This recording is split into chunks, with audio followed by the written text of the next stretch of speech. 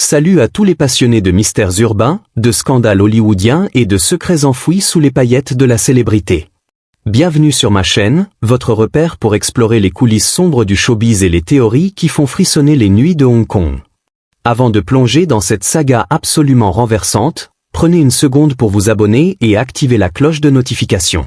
Croyez-moi, vous ne voulez pas rater ce qui va suivre. Votre soutien nous permet de fouiller dans les archives poussiéreuses, de démêler les rumeurs des vérités et de raconter des histoires avec une passion qui vous tiendra en haleine jusqu'à la dernière seconde. Aujourd'hui, je vais vous révéler une histoire qui a été gardée dans l'ombre pendant des décennies. Une rumeur persistante qui circule comme un fantôme dans les cercles des arts martiaux et d'Hollywood. En 1973, sur le plateau d'Ante the Dragon, Bruce Lee, le dragon en personne, aurait confronté un jeune cascadeur moqueur dans un combat réel, non répété, non écrit, capturé par hasard par une caméra qui n'aurait jamais dû tourner. Ce n'était pas un défi respectueux entre pairs, mais une épreuve audacieuse et sans retenue entre un maître et un provocateur, révélant l'homme derrière le mythe. À première vue, cela semble improbable. Pas de photo nette, pas de vidéo officielle, juste un fragment granuleux restauré après 50 ans. La vie et l'héritage de Bruce ont été disséqués par des biographes comme Matthew Polly, Bruce Lee, à Life, 2018, sans mention de cet instant volé. Pourtant, l'histoire persiste, et si mythique qui divise les fans et les experts. Puis, en 2023, tout a changé. Une chaîne YouTube obscure met en ligne une vidéo qui ravive la rumeur avec une intensité nouvelle. L'interviewé, un homme prétendant être un ancien membre de l'équipe ou un certain assistant anonyme, raconte l'histoire avec l'intimité d'un confident ayant gardé le secret pendant des années. Sa voix tremble légèrement, Bruce était un génie audacieux, obsédé par l'authenticité. Il a entendu un rire moqueur, a dit descend. Et en 60 secondes, c'était la foudre, esquive, redirection, contre-attaque. Pas de choré, juste la vérité brute.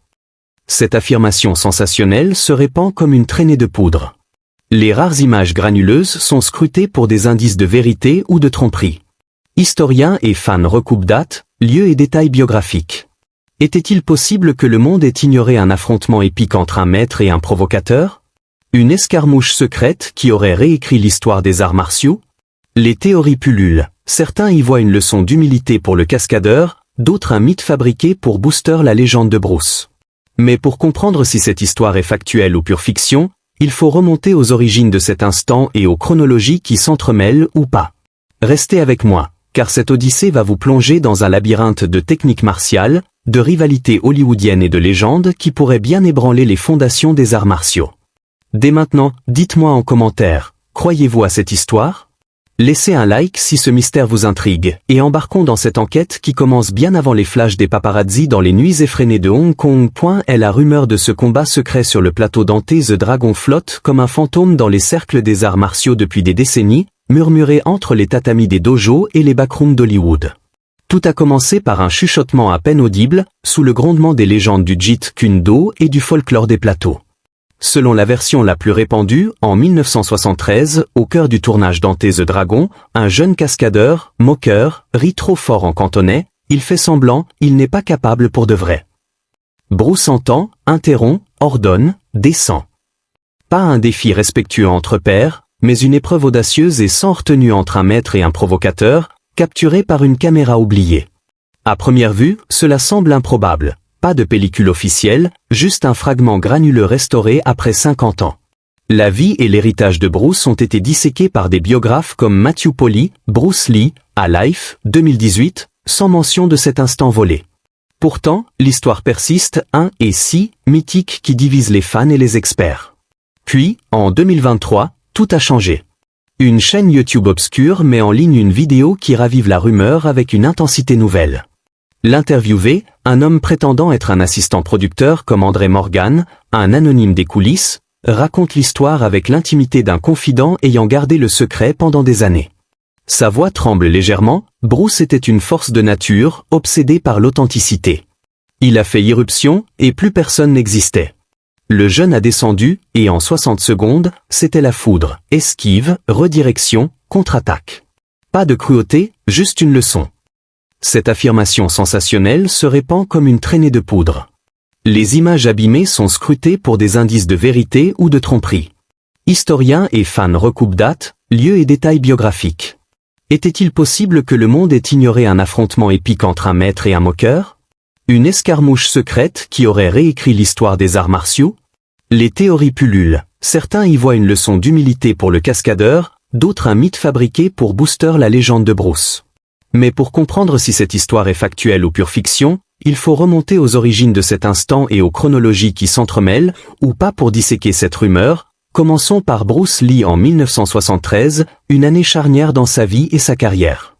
À 32 ans, Bruce est au sommet de sa forme physique et de son charisme, mais aussi à un tournant décisif.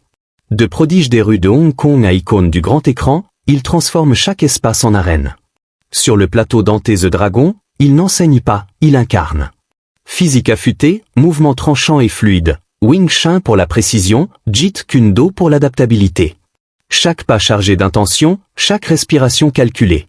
Bruce vit à Hong Kong, où il entraîne une élite, équipe technique, cascadeur. Son dojo est un laboratoire, soit comme l'eau, prône-t-il, fluide et implacable. En 1973, Ante the Dragon tourne, son aura grandissante masquant une énergie réservée à l'essentiel.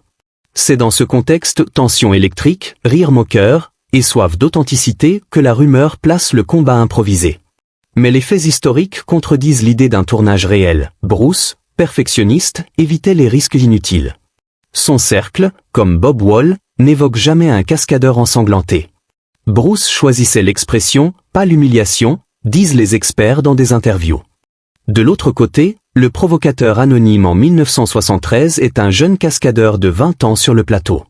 Adossé à une colonne, en uniforme jaune, il rit moqueur en cantonais avec ses copains, il fait semblant, pas capable pour de vrai. Nervosité dans les yeux, hésitation, mais orgueil qui pousse à descendre. Style, cascadeur novice, pas de maîtrise profonde, juste l'envie de tester le mythe. À Hong Kong, il est un figurant, entraînement basique, rire pour masquer la peur. Son style est impulsif, moque pour briller, prône-t-il. En 1973, Ante the Dragon est son premier grand tournage, son aura grandissante masquant l'inexpérience. La rumeur d'un défi impulsif avec Bruce semble plausible pour un jeune audacieux, mais improbable pour un maître. Le provocateur, novice, brille en bravade, mais manque de profondeur. Les anecdotes le qualifient de « jeune moqueur », mais pas de légende pour ce « duel ». Pourtant, son rire déclenche l'orage. La rumeur gagne en crédibilité en 2023 avec une vidéo YouTube d'un prétendu assistant. Il décrit un Bruce, confiant mais implacable, entendant le rire, descend. 60 secondes, tension électrique, esquive, redirection, contre-attaque fulgurante. Le jeune repart ensanglanté, humilié, vivant. La foule muette, technicien figé. Le témoin ajoute, Bruce n'a pas tué le gosse, il l'a remis à sa place. Mais le témoin anonyme n'a jamais mentionné cela dans des archives officielles. La vidéo utilise des extraits granuleux, grains les années 70, couleur délavée, cour intérieure, uniforme jaune. La chronologie échoue parfois. Tournage contrôlé, pas de risque mortel. Les témoins proches, Morgan, Wall, confirment la présence, mais pas le sang. Dans des docs, 2018, on dit, Bruce choisissait l'expression, pas la violence. À moqueur? Une leçon privée. Des rumeurs de bobines perdues alimentent la confusion, mais c'est réel.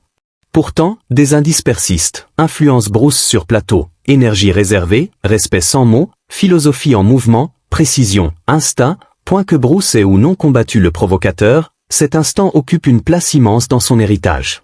Bruce, avec son Jeet Kune Do adaptatif et sa précision, esquive, contre-attaque, revendique l'authenticité contre des moqueurs. Les provocateurs sont des vagues, dirait Bruce implicitement. Mais son silence sur l'incident suggère une fixation, admiration mêlée à une rivalité non résolue, opposant maîtrise à bravade. Les experts comme des psychologues martiaux notent, Bruce vit dans l'ombre des rires. Il veut être le vrai maître, pas le mythique. Cette rumeur symbolise un fantasme de vérité, la fluidité de Bruce contre l'orgueil, quête de respect pur.